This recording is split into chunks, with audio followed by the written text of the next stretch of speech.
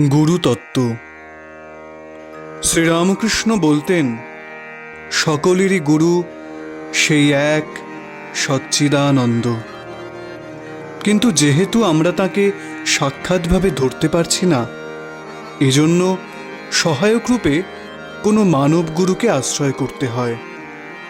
আবার মানব গুরুর প্রতি ঈশ্বর দৃষ্টি রাখতে হয়। শাস্ত্রের এই নির্দেশ।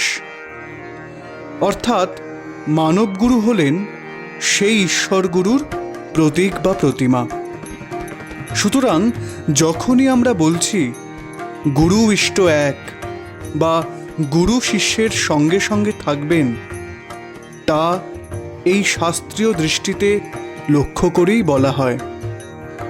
মানব গুরু তাঁর সাধ্যানুসারে শিষ্যকে চরম লক্ষ্যে অর্থাৎ ঈশ্বরানুভূতিতে পৌঁছতে সাহায্য করেন। কিন্তু সচ্চিদানন্দ গুরু সাধককে তার স্বরূপ প্রাপ্তির পথে এগিয়ে নিয়ে যান এবং তিনি সাধকের সাধন পথের সর্বদা সঙ্গী, পথ নির্দেশক ও চরম লক্ষ্য। শ্রীরামকৃষ্ণের পার্ষদরা শ্রীরামকৃষ্ণকে একাধারে গুরু ও ইষ্ট বলতেন। সেই অনুসারে তাঁদের সম্প্রদায়ের গুরুরা কেউ নিজেকে গুরু মনে করেন না।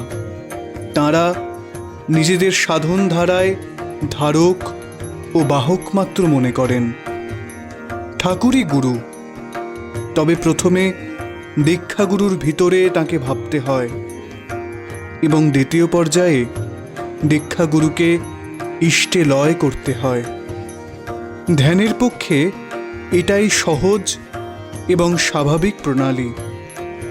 এজন্য দীক্ষাগুরুকে প্রথমে সংক্ষেপে ধ্যান করে পরে তাকে ইষ্টে লয় করে ইষ্টের ধ্যান করে যেতে হয়। সচ্চিদানন্দই গুরু। তিনি সর্বত্র বিরাজমান। তিনি সব সময় সকলের অন্তরে রয়েছেন। তিনিই সত্যিকারের গুরু। তাঁকে হৃদয়ে ধ্যান করতে হবে। দীক্ষাগুরু হলেন পথ। তিনি সেই পথে শিষ্যকে নিয়ে যাবেন পরম গুরুর কাছে। তাঁর কাছে পৌঁছানোই শিষ্যের পরম লক্ষ্য। কেউ কেউ আমাকে বলে, আপনি করে দিন। কেউ করে দিতে পারে না। নিজের সাধন নিজেকেই করতে হয়। গীতায় বলা হয়েছে, উদ্ধরেদ আত্মনাত্মানাং। নিজের উদ্ধার নিজেকেই করতে হবে।